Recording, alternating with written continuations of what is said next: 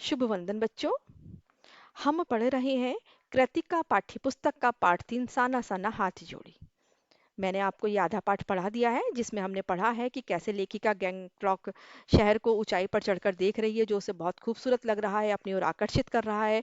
उसने कहीं पर सफेद पताकाएं तो कहीं पर उसने लाल पताकाएं देखी हैं। ये लाल पताकाएं किसी कार्य के शुभारंभ के लिए लगाई जाती हैं और सफेद पताकाएं किसी बुद्धिस्ट की मृत्यु के लिए लगाई जाती हैं। इनको उतारा नहीं जाता है। आगे चलने पर लेखिका ने देखा कि कवि लॉन्ग स्टॉक एक जगह का नाम है, जहां पर उन्होंने एक प्रेयर व्हील देखा जिसको घुमाने से सारे पाप धुल जाते हैं। तो लेखिका ये सोचने पर मजबूर हो गई कि कहीं भी चले जाओ, भारत के किसी भी कोने में चले जाओ, लेकिन सब जगह हमारे देश की पुणे की अवधारणा एक सी ही है। उसके बाद लेखिका थोड़ा और आगे चली। आगे जाने पर जब उसने वहाँ का अनुपम सौंदर्य देखा, वहाँ पहाड़ों को निहार रही थी, नदियों को निहार रही थी, उनके साथ चली जा रही थी, तभी उसने देखा कि कुछ पहाड़िनी औरतें हाथों में कुदाल लेकर पीठ पर बच्चों को बांध करके और वो पत्थरों को तोड़ रही हैं, रास्तों को चौड़ा कर रही हैं। उसको देख जब उसने ये दृश्य देखा तो वो ये दृश्य उसको झकझोर गया कि इतनी कोमल काया वाली औरतें हाथों में कुदाल लेकर के पत्थरों को तोड़ रही हैं। और थोड़ी देर बाद ही उन्होंने देखा कि ये युवतियां किसी बात पर खिलखिलाकर हंस रही हैं। तो उसे लगा कि ये युवतियां तो अपनी मस्ती से जीती हैं और इतनी मेहनत के बावजूद भी ये बादशाहों की तरह, रानियों की तरह रहती हैं यहाँ पर। तो ये सब देख रही थी वो, तभी जितेन नार्गे और उनकी एक दोस्त जो उनके साथ आई हुई थी मणि, उन्होंने कहा कि अरे ये तो हमारे देश की आम जनता है। इसे तो आप अपने देश में कहीं भी जा करके देख लेंगे, लेकिन जिसके लिए आप इतना पैसा खर्च करके यहाँ आई हैं, पहले उस सुंदरता को तो देख लीजिए। तो यहाँ तक हमने पढ़ा। अब पढ़ते हैं इसके आगे का पाठ। हम लगातार ऊंचाइयों पर चढ़ते जा रहे थे। जितेन बता रहा था, अब हम हर मोड़ पर हेयर पिन बेंट लेंगे और तेजी से ऊंचाइयों पर चढ़ते जाएंगे। हेयर पिन बेंट के ठीक पहले एक पड़ाव पर देखा। 7-8 वर्ष की उम्र के ढेर सारे बच्चे स्कूल से लौट रहे थे और हमसे लिफ्ट मांग रहे थे। जितेन ने बताया कि हर दिन 3-3.5 किलोमीटर की पहाड़ी चढ़ाई चढ़कर ये बच्चे स्कूल जाते हैं। क्या स्कूली बस नहीं है? मणि के पूछने पर जितेन हंस पड़ा। मैडम, यह मैदानी नहीं पहाड़ी इलाका है। मैदान की तरह यहाँ कोई भी आपको चिकना बर्फीला नहीं मिलेगा। यहाँ जीवन कठोर है। नीचे तराई में ले देकर एक ही स्कूल है। दूर दूर से बच्चे उसी स्कूल में आते हैं। सिर्फ पढ़ते ही नहीं है, इनमें से अधिकांश बच्चे शाम के समय अपनी माओ के साथ मवेशियों को चराते हैं, पानी भरते हैं, जंगल से लकड़ियों के भारी भारी गट्ठर ढोते हैं। मैंने भी ढोए थे। अब देखिए, जितेंद्र बताने लगा कि यहाँ का जीवन आसान नहीं है। यहाँ बच्चे भी काम करते हैं, औरतें भी काम करती हैं। बच्चे 2-3 किलोमीटर पैदल चल करके भारी भरकम अपना बस्ता उठा करके पढ़ने के लिए जाते हैं और लौट करके ये जानवरों को चराते हैं, लकड़ियां लाते हैं, पानी ढोकर लाते हैं। ठीक है, तो इतना कठिन जीवन ये बेचारे बच्चे भी बिताते हैं। खतरा अब धीरे धीरे बढ़ने लगा था। रास्ते और भी संकरे होते जा रहे थे। कई बार लगता जैसे रास्तों को इंच टेप से नाप कर एक जीप जितना ही चौड़ा बनाया गया है। बस, बहुत छोटे छोटे रास्ते होते हैं पहाड़ों पर। जरा भी संतुलन बिगड़े, इंच भर भी जीप इधर उधर खिसके, तो हम सीधे घाटियों में। इन रास्तों पर जगह जगह लिखी चेतावनियां भी हमें खतरों के प्रति सजग कर रही थी। मतलब चेतावनियों से पता चल रहा था कि आगे खतरा है। सामने ही लिखा था, धीरे चलाएं, घर में बच्चे आपका इंतजार कर रहे हैं। थोड़ा और आगे बढ़े कि फिर एक चेतावनी, we care man eater around. पर हमें नरभक्षी जानवर नहीं, दूध देने वाले याक दिखे। काले काले ढेर सारे याक, पहाड़ों पर गिरती बर्फ से प्राकृतिक ढंग से रक्षा करने वाले घने घने बालों वाले याक। सूरज ढलने लगा था। हमने देखा कुछ पहाड़ी औरतें गायों को चराकर वापस लौट रही थीं। कुछ के सिर पर लकड़ियों के भारी भरकम गट्ठर थे। ऊपर आसमान फिर धुंध और बादलों से घिरा हुआ था। उतरती संध्या में जीप अब चाय के बागानों से गुजर रही थी कि फिर एक दृश्य ने मुझे खींचा। नीचे चाय के हरे भरे बागानों में कई युवतियां बोकू पहने। बोकू क्या होता है? एक सिक्किमी परिधान होता है जो ऊपर से नीचे तक एक कुर्ते की तरह होता है। चाय की पत्तियां तोड़ रही थी। नदी की तरह उफान लेता उनका यौवन और श्रम से दमकता गुलाबी चेहरा।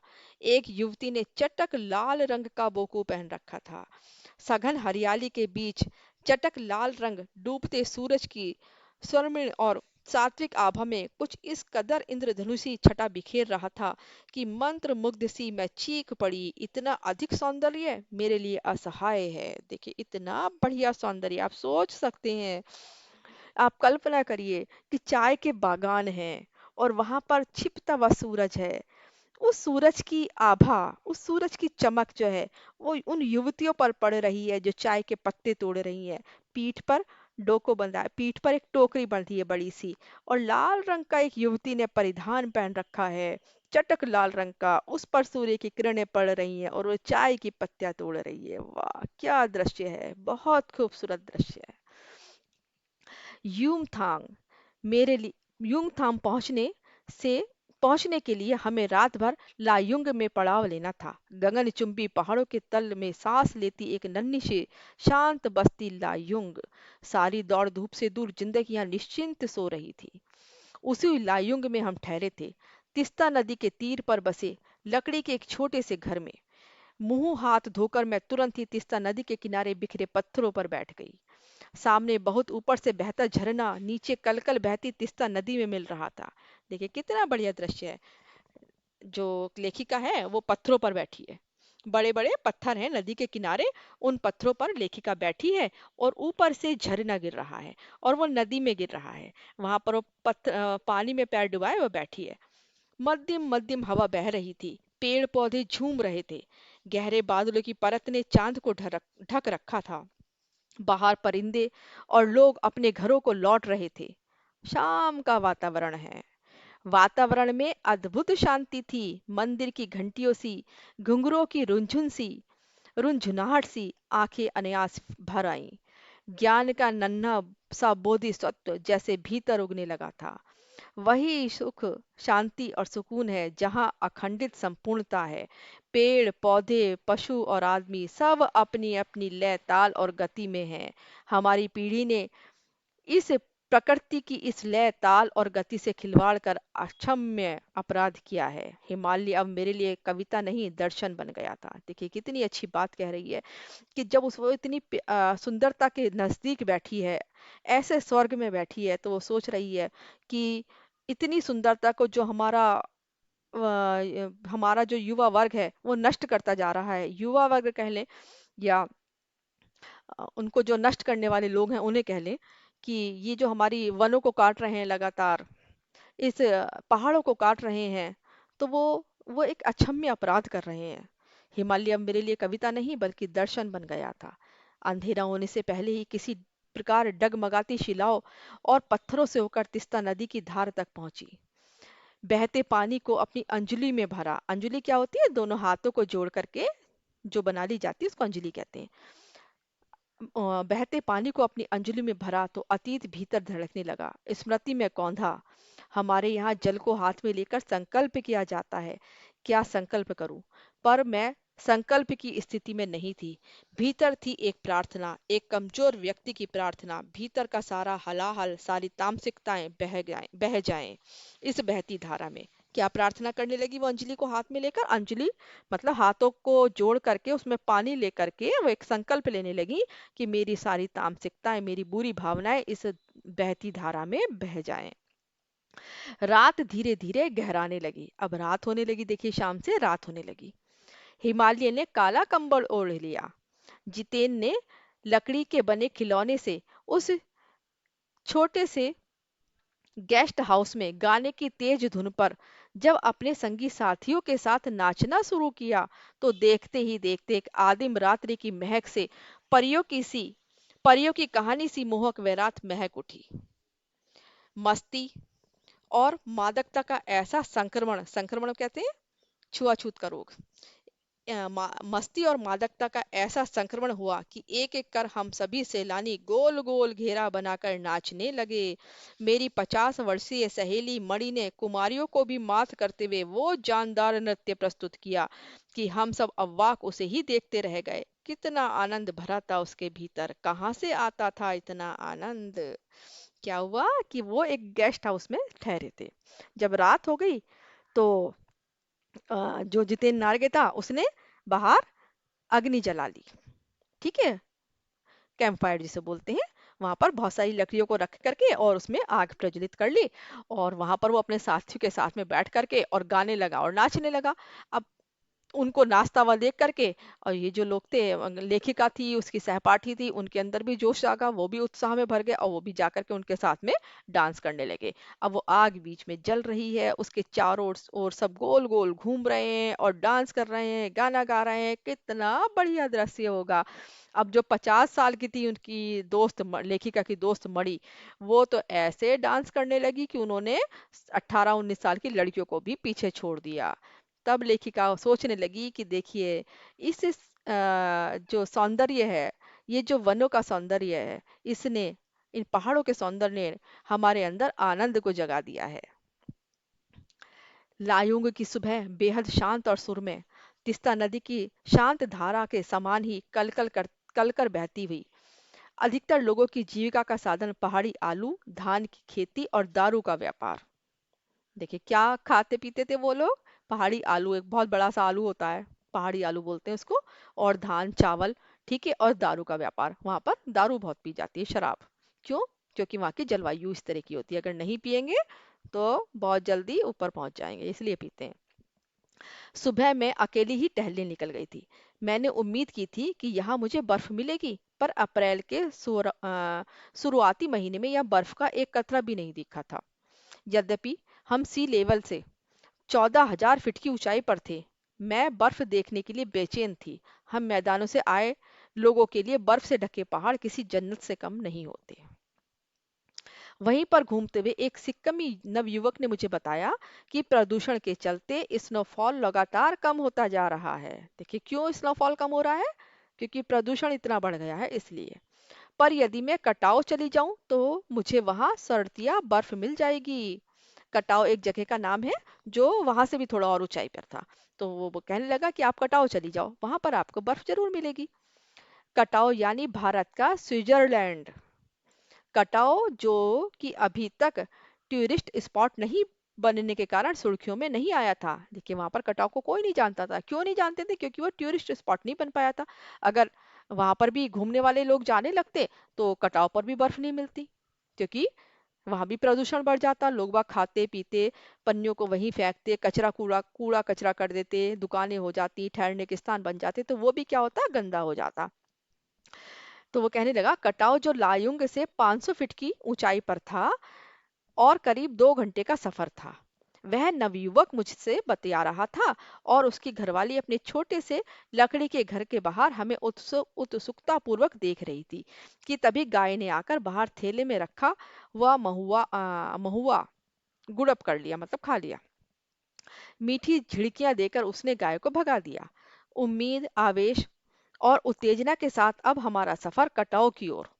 कटाव का रास्ता और खतरनाक था। उस पर धुंध और बारिश। जितेन लगभग अंदाज से गाड़ी चला रहा था। देखिए छोटे छोटे रास्ते और उस पर भी वो अंदाज से गाड़ी चला रहा है, और सामने धुंध आ रही है। कभी बादल आ जाते हैं, कभी छट जाते हैं, कभी बारिश होने लगती है। बहुत खतरनाक रास्ता है। पहाड़, पेड़, आकाश, घाटियां, सब पर बादलों की परत। सब कुछ बादल में, बादलों को चीर कर निकलती हमारी जीप। खतरनाक रास्तों के एहसास ने हमें मौन कर दिया था। अब हम सब डर गए, कहीं ऐसा ना हो कि जीप खाई में जा गिरे। लेकिन जितेन नारगे एक बहुत अच्छा ड्राइवर था। और उस पर बारिश। अब ये सारे डरे हुए चुप बैठे हैं और बारिश भी हो रही है। एक चूक और सब खलास। सांस रोके हम धुंध और फिसलन भरे रास्तों पर संभल संभल कर आगे बढ़ती जीप को देख रहे थे। हमारी सांस लेने की आवाजों के सिवाय आसपास जीवन का कोई पता नहीं था। फिर नजर पड़ी बड़े बड़े शब्दों में लिखी एक चेतावनी पर। If you are married, divorce speed. अगर आप मैरिड हैं तो स्पीड को डाइवोर्स दे दो। थोड़ी ही दूर आगे बढ़े कि फिर एक चेतावनी। दुर्घटना से देर भली, सावधानी से मौत टली। ऐसी ऐसी चेतावनी जगह जगह सरकार की ओर से लिखवा दी गई थी। करीब आधे घंटे बाद आधे रास्ते के बाद धुंध छटी और साथ ही सृष्टि और हमारे बीच फैला सन्नाटा भी हटा। नार्गे उत्साहित होकर कहने लगा, कटाओ हिंदुस्तान का स्विट्जरलैंड है, आ गया कटाओ। मेरी सहेली मणि स्विट्जरलैंड घूम कर आई थी। उसने तुरंत प्रतिवाद किया, नहीं, स्विट्जरलैंड भी इतना सुंदर नहीं है, इतनी ऊंचाई पर नहीं है और ना ही इतना सुंदर है। उसने कहा, अरे नहीं, ये तो स्विट्जरलैंड से भी सुंदर है। हम कटाव के करीब आ रहे थे क्योंकि दूर से ही बर्फ से ढके पहाड़ दिखने लगे थे। पास में जो पर्वत थे वे आधे हरे काले दिख रहे थे। लग रहा था जैसे किसी ने इन पहाड़ों पर पाउडर छिड़क दिया हो। देखिए, कहीं कहीं पर बर्फ थी और कहीं कहीं कहीं पर बर्फ पिघल गई थी, तो वो दूर से देखने पर ऐसे लग रहे थे जैसे किसी ने पाउडर छिड़क रखा हो पर्वतों पर। कहीं पाउडर बची रह गई और कहीं वह धूप में बह गई हो। नार्गे ने उत्तेजित होकर कहा, देखिए, एकदम ताजा बर्फ है, लगता है रात में ही गिरी है यह बर्फ। थोड़ा और आगे बढ़ने पर अब हमें पूरी तरह बर्फ से ढके पहाड़ दिख रहे थे, साबुन के झाग की तरह सब और गिरी हुई बर्फ। मैं जीप की खिड़की से मुंडी निकाल निकाल दूर दूर तक देख रही थी, चांदी से चमकते पहाड़, बर्फ के पहाड़। एकाएक जितेन ने पूछा, कैसा लग रहा है मैडम? मैंने जवाब दिया, राम रोचो। वह उछल पड़ा, अरे, ये नेपाली बोली कहाँ से सीखी आपने? अपनी भाषा के गर्व से उसकी आंखें चमक उठी थीं, चेहरा इतराने लगा था। और तभी किसी चमत्कार की तरह हल्की हल्की बर्फ, एकदम महीन महीन बर्फ मोती की तरह गिरने लगी। मजा आ गया। ताम्रो माया सेंधे मलाई सता उछू, तुम्हारा प्यार मुझे सदैव रुलाता है। चहु और बिखरी है बर्फीली सुंदरता जिते नागे के मन पर भी थाप लगाने लगी थी। प्रेम की झील में तैरते हुए झूम झूम गाने लगा था वह। हम सभी सैलानी अब जीप से उतरकर बर्फ पर कूदने लगे थे। यहाँ बर्फ सर्वाधिक सर्वाधिक थी, घुटनों तक नरम नरम बर्फ। ऊपर आसमान और बर्फ से ढके पहाड़ एक हो रहे थे। कई सैलानी बर्फ पर लेट लेट कर हर लम्हे की रंगत को कैमरे में कैद करने लगे थे, फोटो खींच रहे थे, दनादन फोटो खींच रहे थे। मेरे पांव झनझन करने लगे थे, पर मन वृंदावन हो रहा था। पैरों में तो ठंड लग रही थी, लेकिन मन वृंदावन हो रहा था। भीतर जैसे देवता जाग गए थे। ख्वाहिश हुई कि मैं भी बर्फ पर लेटकर इस बर्फीले जन्नत को जी भर कर देखूं, पर मेरे पास बर्फ पर पहनने वाले लंबे लंबे जूते नहीं थे। मैंने चाहा कि किराए पर ले आऊं, पर कटाओ, युमथांग और झांगू लेक की तरह टूरिस्ट स्पॉट नहीं था। इसी कारण यहाँ झांगू की तरह दुनिया भर की तो क्या एक भी दुकान नहीं थी। क्या था वहां पर? क्या वहां पर दुकानें नहीं थी? इसलिए वो इतना खूबसूरत भी था, क्योंकि वहां दुकान नहीं थी। दनादन फोटो खिंचवाने की बजाय मैं उस सारे परिदृश्य को अपने भीतर लगातार खींच रही थी, जिससे महानगर के डार्क रूप में इसे फिर से देख सकूं। महानगर का डार्क रूम किसे कहा गया है? महानगर की शोर शराबे को, तनाव भरी जिंदगी को। संपूर्णता के उन क्षणों में यह हिमशिखर मुझे मेरे आध्यात्मिक अतीत से जोड़ रहे थे। शायद ऐसे ही विभोर कर देने वाली दिव्यता के बीच हमारे ऋषि मुनियों ने वेदों की रचना की होगी। ऐसी दिव्यता मतलब इतनी सुंदरता के बीच ही हमारे ऋषि मुनि ने वेदों की रचना की होगी। जीवन सत्यों को खोजा होगा, सर्वे भवन्तु सुखिन का महामंत्र पाया होगा। अंतिम संपूर्णता का प्रतीक वह सौंदर्य ऐसा कि बड़े से बड़ा अपराधी भी इसे देख ले तो क्षणों के लिए ही सही करुणा का अवतार बुद्ध बन जाए। कि अगर यहाँ पर कोई खूंखार अपराधी भी आ जाए तो वो भी शांत हो जाए, उसका मन भी शांत हो जाए, वो भी बुद्ध की तरह बन जाए। और तभी दिमाग में कौंधा कि मिल्टन ने ईव की सुंदरता का वर्णन करते हुए लिखा था कि शैतान भी उसे देखकर ठगा सा रह जाता था और दूसरों का अमंगल करने की वृत्ति भूल जाता था। मैंने मणि से पूछा, क्या उसने पढ़ी है मिल्टन की यह कविता? मिल्टन एक हमारे बहुत बड़े लेखक हुए हैं, तो उन्होंने एक कविता लिखी थी जिसमें उन्होंने ये जिक्र किया था कि अगर पहाड़ों में शैतान को भेज दिया, शैतान को मतलब शैतान मन वाले को, जो बहुत हत्या वत्या करता है, चोरी डाकू, इनको भेज दिया जाए तो वो भी कुछ क्षणों के लिए अपनी इस वृत्ति को भूल जाएगा, वो भी ऐसा करना छोड़ देगा। पर मणि किसी उस समय किसी दूसरे ही सवाल से जूझ रही थी। वह एकाएक दार्शनिकों की तरह कहने लगी, ये हिमशिखर जल स्तंभ हैं पूरे एशिया के। देखो, प्रकृति भी किस नायाब ढंग से सारा इंतजाम करती है।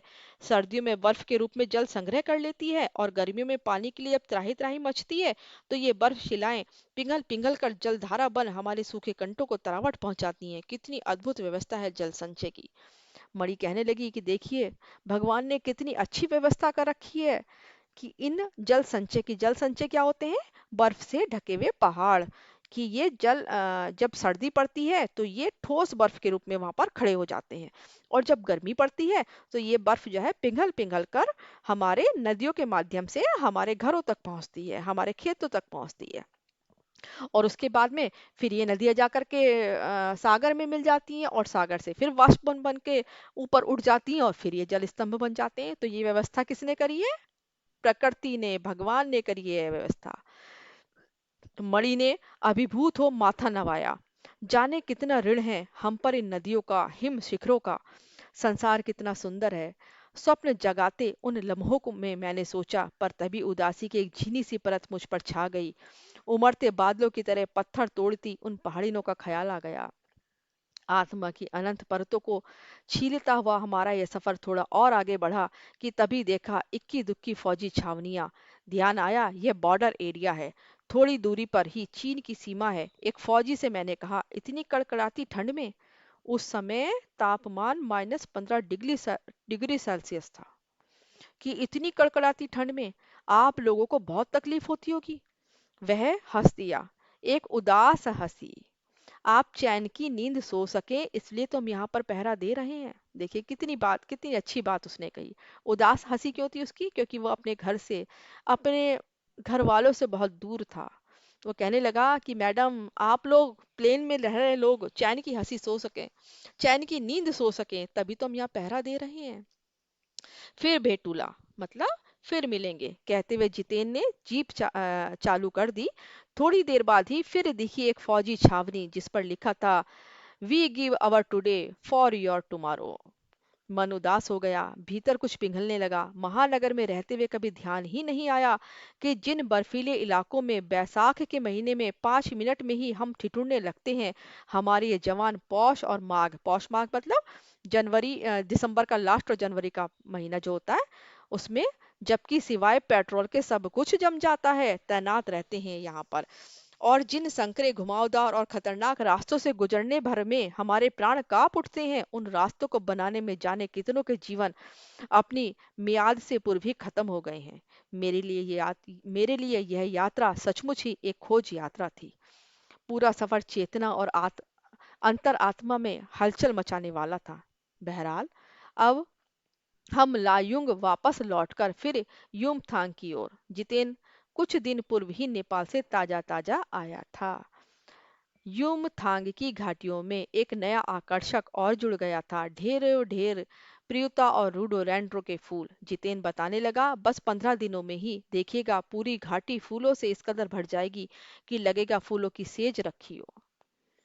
यहाँ रास्ते अपेक्षाकृत चौड़े थे, इस कारण खतरों का एहसास कम था। इन घाटियों में कई बंदर भी दिखे, कुछ अकेले तो कुछ अपने बाल बच्चों के साथ।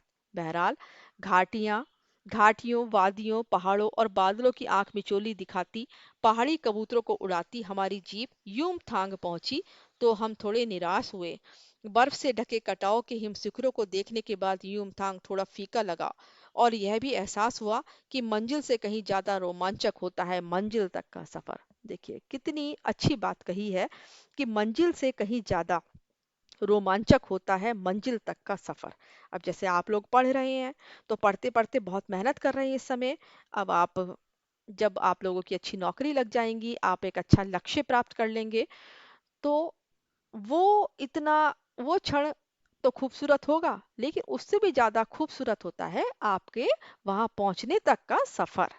इसलिए ये कहा गया है कि मंजिल से कहीं रोमांचक होता है मंजिल तक पहुंचने का सफर। बहरहाल यूमथांग में चिप्स बेचती एक सिक्किमी युवती से मैंने पूछा, क्या तुम सिक्किमी हो? नहीं, मैं इंडियन हूँ, उसने जवाब दिया। सुनकर बहुत अच्छा लगा। सिक्किम के लोग भारत में मिलकर बहुत खुश हैं। जब सिक्किम स्वतंत्र रजवाड़ा था तब टूरिस्ट उद्योग इतना फला फूला नहीं था। हर एक सिक्किम भारतीय आबो हवा में इस कदर घुल मिल गया है कि लगता ही नहीं कि सिक्किम भारत में नहीं था। जीप में बैठने को हुए कि एक पहाड़ी कुत्ते ने रास्ता काट दिया। मणि ने बताया, ये पहाड़ी कुत्ते हैं, ये भौंकते नहीं हैं, ये सिर्फ चांदनी रात में ही भौंकते हैं। चांदनी रात में भौंकते हैं वहां के कुत्ते? यहाँ के कुत्तों की तरह हर समय नहीं भौंकते रहते क्या? विस्मय और अविश्वास से मैं उसे सुनती रही। क्या समुद्र की तरह कुत्तों पर भी पूर्णिमा की चांदनी कामनाओं का ज्वार भाटा जगाती है? खैर, लौटती जीप में लौटती यात्रा में जीप में भी जितेन हमें रकम रकम की जानकारियां देता रहा। मैडम, यहाँ यहाँ एक पत्थर है जिस पर गुरु नानक के फुटप्रिंट हैं। कहते हैं यहाँ गुरु नानक की थाली से थोड़े से चावल छिटक कर बाहर गिर गए थे। जिस जगह चावल छिटक कर गिरे थे वहां चावल की खेती होती है। ऐसी ऐसी जानकारियां जितेन हमें बता रहा था। करीब 3-4 किलोमीटर बाद ही उसने फिर उंगली दिखाई। मैडम, इसे खेदुम कहते हैं। यह पूरा लगभग 1 किलोमीटर का एरिया है। यहाँ देवी देवताओं का निवास है। यहाँ जो गंदगी फैलाएगा वह मर जाएगा। तुम लोग पहाड़ों पर गंदगी नहीं फैलाते? उसने जीभ निकालते हुए कहा। नहीं मैडम, पहाड़, नदी, झरने, हम इनकी पूजा करते हैं। इन्हें गंदा करेंगे तो हम मर जाएंगे। तभी गैंगटॉक इतना सुंदर है, मैंने कहा। देखिए, वहां के लोग बाग इनको पूजते हैं। पहाड़ों को, पत्थरों को, नदियों को, इनको पूजते हैं वहां के लोग बाग। तभी तो वहां पर इतनी सुंदरता है। अगर वो भी गंदगी फैलाने लगेंगे तो वहां की सुंदरता गायब हो जाएगी। वो पहाड़ों में, पत्थरों में, नदियों में, पेड़ों में देवताओं का वास मानते हैं और इनकी पूजा करते हैं। वो वहां पर गंदगी नहीं फैलाते हैं। तभी तो वो इतना सुंदर है। गैंगटॉक नहीं मैडम, गंतोक कहिए। क्या नाम था इसका? इसका असली नाम गंतोक है। गंतोक का मतलब पहाड़। मैं कुछ पूछी थी कि फिर वह चालू हो गया। मैडम, युमथांग भी पहले टूरिस्ट स्पॉट नहीं था। यह तो सिक्किम जब भारत में मिला उसके भी कई वर्षों बाद भारतीय आर्मी के कप्तान शेखर दत्ता के दिमाग में आया कि यहाँ सिर्फ फौजियों को रखकर क्या होगा। घाटियों के बीच रास्ते निकालकर इसे टूरिस्ट स्पॉट बनाया जा सकता है। आप देखिए, अब रास्ते भी बन रहे हैं। कैसे बना वो टूरिस्ट स्पॉट? क्योंकि उस समय जो आर्मी के कैप्टन थे एक शेखर दत्ता, उन्होंने सोचा कि भाई यहाँ पर फौजी छावनी ही क्यों बनाई जाए, ये तो इतनी सुंदर जगह है। क्यों ना लोगों के देखने के लिए जगह बना दी जाए। इससे इससे सरकार को लाभ भी होगा। हाँ, रास्ते अब भी बन रहे हैं। नए नए स्थानों की खोज अभी भी जारी है। शायद मनुष्य की इसी असमाप्त खोज का नाम है सौंदर्य। मन ही मन में कहती हूँ, जीप आगे बढ़ने लगती है। तो ये था आज का हमारा पाठ, जिसका नाम था साना साना हाथ जोड़ी। अगले वीडियो में हम आपको इसके प्रश्न उत्तर कराएंगे। आशा है आपको ये चैप्टर समझ में आ गया होगा। अगर आपको मेरा ये वीडियो अच्छा लगे तो कमेंट करिए, सब्सक्राइब करिए। नमस्ते, जय हिंद, जय भारत।